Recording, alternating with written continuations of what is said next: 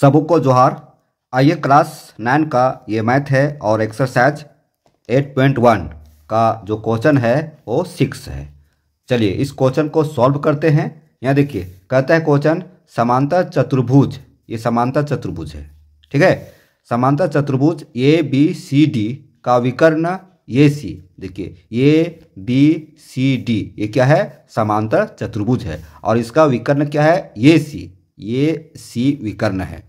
जो ए सी विकर्ण है वो क्या करता है, कोण ए को, मतलब ये है कोण ए, तो कोण ए को समद्विभाजित करता है। देखिए ये कोण को समद्विभाजित कर रहा है, तो इससे क्या हो रहा है कि इधर और इधर का कोण बराबर कर रहा है। समद्विभाजित मतलब इस कोण को आधे आधे भागों में बांट रहा है। आकृति ये है, आकृति 8.19 आकृति है, ठीक है। तो हमको सिद्ध करना है कि यह कोण सी को भी समद्विभाजित करता है। ये कोण सी है ना, तो इसको भी समद्विभाजित कर रहा है, ठीक है। और ए बी सी डी एक सम चतुर्भुज है, ए बी सी डी एक सम चतुर्भुज है, ये भी हमको साबित करना है।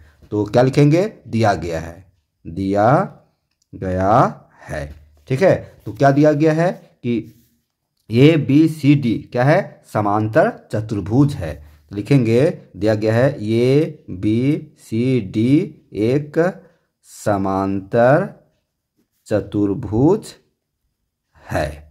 ए बी सी डी क्या है, समांतर चतुर्भुज है। जब समांतर चतुर्भुज है तो जो भुजाएं हैं क्या होता है, समांतर। तो समांतर क्या है, ए डी और बी सी, यानी तो बोल सकते हैं ये भुजा भी समांतर है।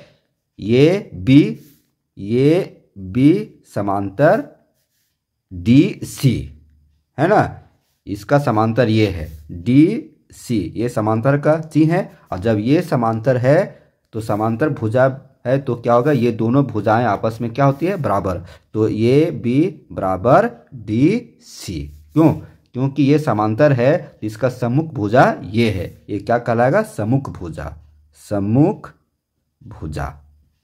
ठीक है। और अब इधर से ले लिए, अब इधर से, इधर भी तो समांतर है, इधर भी तो समांतर है, तो लिखेंगे कि आपका बी सी है ना, बी सी, और नहीं तो ये डी समांतर बी सी, ये बी है ना, तो पुनः क्या लिखेंगे, ये डी है समांतर बी सी, ये डी ये समांतर बी सी है, ए डी बराबर बी सी, ये क्या कहलाएगा, सम्मुख भुजा। लिख सकते हैं यहाँ सम्मुख भुजा, ठीक है। चारों तरफ से ले लिए। अब क्या करेंगे, चतुर्भुज, यहाँ देखिए चतुर्भुज का अभी दिया गया में लिख रहे हैं, है ना। तो चतुर्भुज ए बी सी डी जो है वो विकर्ण, जो विकर्ण है ए सी, वो कोण ए को समद्विभाजित करता है। तो लिखेंगे चतुर्भुज ए बी सी डी का विकर्ण, चतुर्भुज ए बी सी डी का विकर्ण क्या कहलाएगा, ए सी, क्या कहलाएगा, ए सी जो है वो कोण ए को, ए सी कोण ए को समद्विभाजित करता है, ठीक है। ऊपर करते हैं। अब आगे देखिए, जब समद्विभाजित करता है तो क्या हो जाएगा, कोण ये जो है इसको दो भागों में बांट रहा है ना। तो यहाँ लिखेंगे कोण देखिए बी ए सी, देखेंगे बी ए सी, ये कोण है ना, तो इसको क्या मानते हैं, एक मानते हैं। और एक कोण इधर बन रहा है, तो कोण इधर बन रहा है तो क्या कहलाएगा, कोण डी ए सी, ये कोण बराबर कोण डी ए सी, दोनों कोण बराबर है। क्यों, क्योंकि जो ए सी जो है से कोण ए को समद्विभाजित करता है, तो ये कोण और ये कोण, दोनों कोण क्या हो जाएगा, बराबर होगा, ठीक है। तो इसको क्या माने, कोण एक, इसको माने कोण दो, तो इसको मानते हैं कोण एक और इसको मानते हैं कोण दो, यहाँ पर माना, ठीक, लिख सकते हैं। अब ऊपर करते हैं। अब देखिए तो सिद्ध करना है ना, तो सिद्ध करना है, तो क्या सिद्ध करना है, फिर इसी को लिखते हैं कि देखिए यहाँ लिखा हुआ है, दर्शाइए कि कोण सी को भी समद्विभाजित करता है। ये कोण सी इधर है ना, तो इसको भी समद्विभाजित करता है। तो लिखेंगे सिद्ध करना में विकर्ण विकर्ण जो विकर्ण ये सी है वह क्या करता है, कोण सी को समद्विभाजित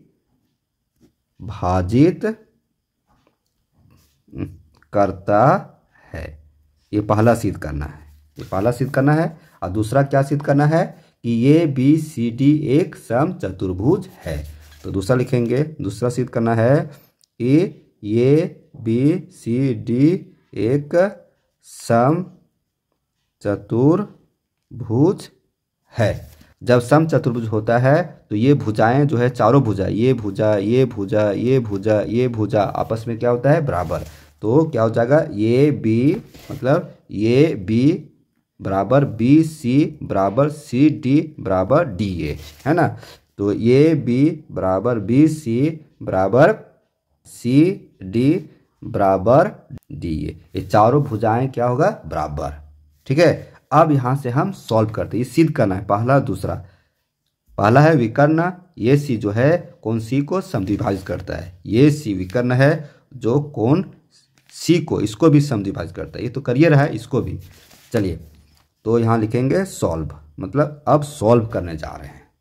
ठीक है, तो सॉल्व कर रहे हैं तो पहला भाग क्या लिया यहाँ पर, ये बी समांतर डी सी। तो लिखेंगे ये बी समांतर डी सी। दो समांतर रेखाएं, ये समांतर रेखाएं हैं, दो समांतर रेखाएं ये बी है ना, ये बी और डी सी, डी सी। ठीक है, दो समांतर रेखाएं हैं तो ये बी और डी सी, ठीक है, को एक तिर्यक रेखा देखिए, ये तिर्यक रेखा हो जाएगा, ये सी। ठीक है, ये सी प्रतिच्छेद करती है। जब प्रतिच्छेद करती है तो यहाँ देखिए ये कोण और ये कोण एकांतर कोण कहलाएगा। तो इसको क्या मानते हैं, इसको जैसे 1 2 हो गया ये, तो इसको मानते 3 मानते हैं, इसको मानते हैं 4। तो कोण 1 और कोण 4 है ना, ये क्या कहलाएगा, एकांतर अंतःकोण। इधर कोण और इधर कोण, ये कोण और ये कोण एकांतर कोण कहलाएगा। तो ये सुविधा के लिए हम यहाँ पर बना दिए हैं फिगर। तो कोण 1 और कोण 4, तो कोण 1 बराबर कोण 4, ये कोण और ये कोण बराबर है। क्यों बराबर है, एकांतर अंतःकोण है। लिखेंगे एकांतर अंतःकोण। ठीक है, एकांतर अंतःकोण से बराबर है और इसको मानते हैं समीकरण पहला। क्या मानेंगे, समीकरण पहला। अब दूसरा भाग लेंगे, देखिए ये पहला भाग ले लिए, ये ले लिए पहला भाग। अब दूसरा भाग क्या लेंगे, ये ला लेंगे, है ना, ये डी समांतर बी सी। अब लिखेंगे ये डी समांतर बी सी, ये डी समांतर बी सी ए लिए हैं। तो इसमें भी यही चीज़ बैठेगा कि दो समांतर रेखाएं ये बी, यहाँ ये भी है तो यहाँ हो जाएगा ए डी, और यहाँ डी सी है तो यहाँ हो जाएगा बी सी हो जाएगा, है ना। को एक तिर्यक रेखा ये सी प्रतिच्छेद करती है। इस ये चीज़ यहाँ भी लिख सकते हैं, ये चीज़ जो ये चीज़ दिख रहा है ना वो यहाँ पर लिख सकते हैं। जब ये तिर्यक रेखा प्रतिच्छेद करती है तो इसमें कोण क्या बन जाएगा, कोण 2 और कोण 3 बन जाएगा। मैंने ये अंतःकोण हुआ, ये अंतःकोण और ये अंतःकोण। तो कोण 2 और कोण 3 ये बराबर है। क्यों बराबर होगा, एकांतर अंतःकोण से ये बराबर है। ठीक है, तो इसको क्या मानते हैं, समीकरण दूसरा। क्या मानेंगे, समीकरण दूसरा। अब यहाँ देखिए, यहाँ लिखा हुआ है कोण 1 बराबर कोण 2। इस कोण को माने कोण 1 और कोण 2, तो यहाँ लिखेंगे कोण 1 बराबर कोण 2। ठीक है, और फिर देखिए ये, और ये जो क्या है दिया गया में, ये दिया गया में है, ये क्या है दिया गया वाला में है। अब देखिए यहाँ पर समीकरण 1 में क्या है, कोण 1 बराबर कोण 4। तो लिखेंगे समीकरण में कोण 1 बराबर कोण 4, ये क्या से लिखें, समीकरण पहला। ठीक है, और समीकरण दूसरा में देखिए क्या है, कोण 2 बराबर कोण 3, कोण 2 बराबर कोण 3। देख लिए, कोण 2 बराबर कोण 3। तो हम इसको कैसे लिखेंगे, एक दूसरे का बराबर करके देखते हैं यहाँ पे कि कोण 1 है सो कोण 2 के बराबर है, और कोण 2 है सो कोण 3 के बराबर है। देख रहे हैं ना, तो कोण 1 बराबर कोण 2 और कोण 2 है सो कोण 3 के बराबर है।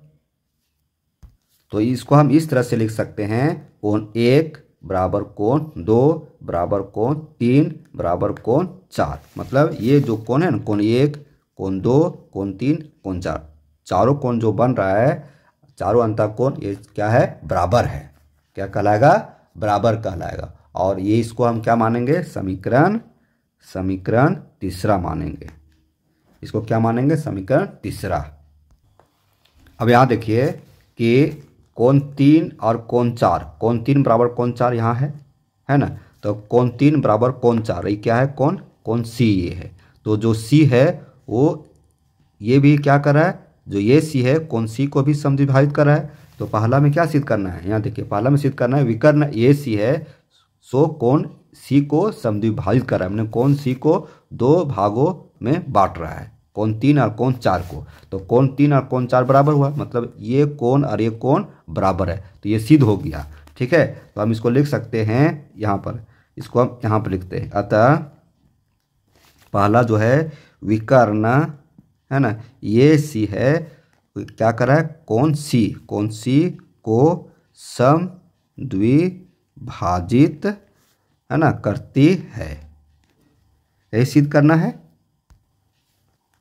तो कोण सी को ये सी समद्विभाजित कर रहा है, तो क्या हो जाएगा, कोण 3 और कोण 4, कोण 3 बराबर कोण 4, और इसी को हमको प्रूव करना था। तो ये प्रूव्ड हो गया, पहला क्या हो जाएगा, ये प्रूव्ड हो गया है ना। विकर्ण ये सी जो है, जो ये विकर्ण ये सी है वो कोण सी को समद्विभाजित कर रहा है, तो कोण 3 और कोण 4 क्या हो जाएगा, बराबर हो जाएगा, और इसी को हमको सिद्ध करना था। देखिए पहला सिद्ध ही करना था।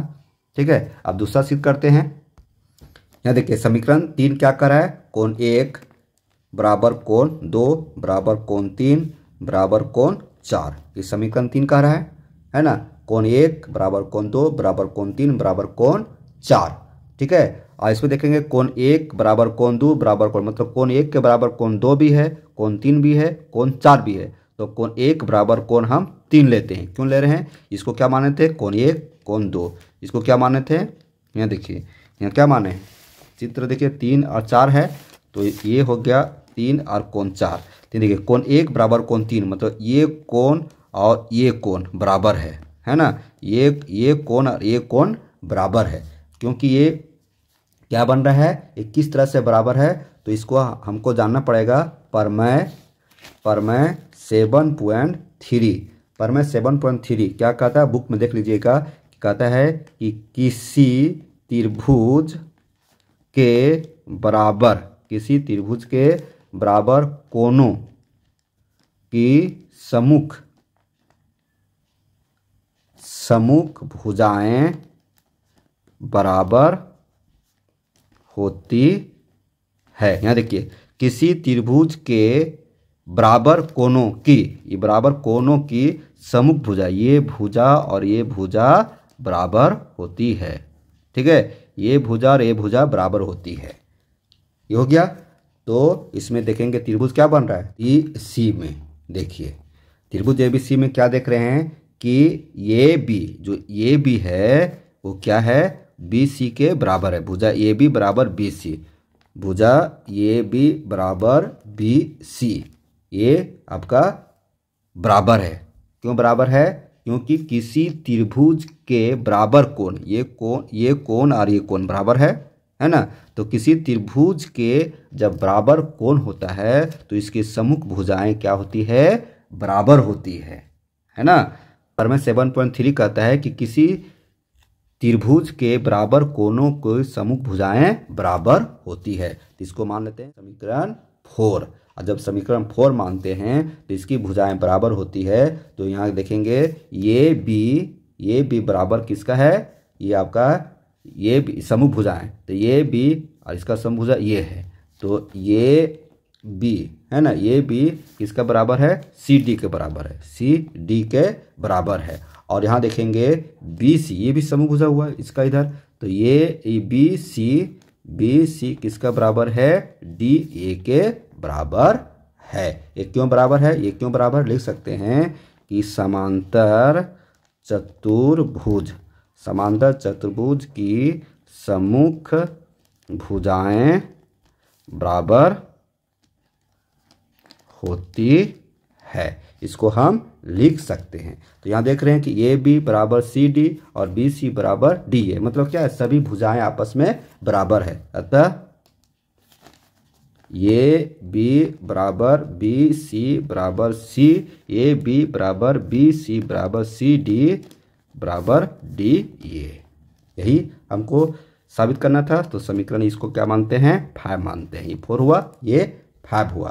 तो जब सभी भुजाएं बराबर हो तो वह क्या कहलाती है, समचतुर्भुज कहलाती है। अतः लिख सकते हैं, अतः ए बी सी डी एक समचतुर्भुज है। और यही हमको प्रूव करना था। दूसरा में समचतुर्भुज है, यही हमको साबित करना था। देखिए यहाँ देखिए ए बी सी डी एक समचतुर्भुज है, ये हमको साबित करना था। तो ये साबित कैसे हुआ, तो यहाँ लिख सकते हैं कि एक समांतर चतुर्भुज जिसमें सभी भुजाएं बराबर हो, तो ऐसा चतुर्भुज क्या कहलाती है, समचतुर्भुज कहलाती है। ठीक है, इस तरह से प्रूव्ड हो गया।